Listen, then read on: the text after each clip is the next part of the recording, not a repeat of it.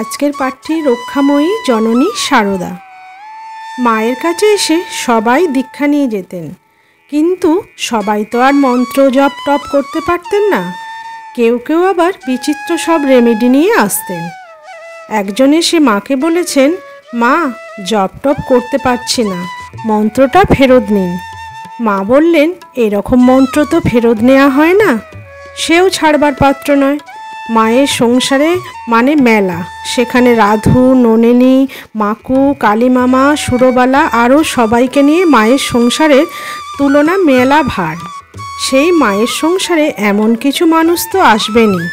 মা অনেক করে বোঝালেন শিষ্যটিকে, কিন্তু সে কিছুতেই বুঝতে রাজি নয়।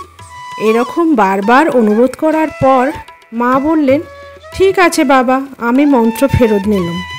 মা যেই এই কথাটি বললেন, তখনই ভক্তটির সম্বিত ফিরল।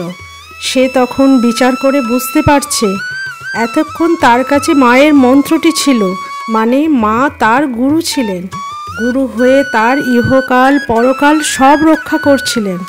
মা যদি মন্ত্রটা ফেরত নিয়ে নেন, তাহলে তো মা আর তাকে রক্ষা করবেন না। তখন তার চেতনা ফিরেছে। সে তখন বলছে, তবে কি মা আমি রসাতলে গেলুম?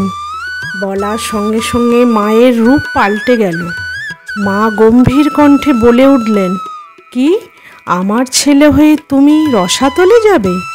এখানে যে এসেছে বিধির সাধ্য নেই তার কিছু করে। আমার ওপর ভার দিয়ে নিশ্চিন্ত থাকো। জয় ঠাকুর, জয় মা, জয় স্বামীজি।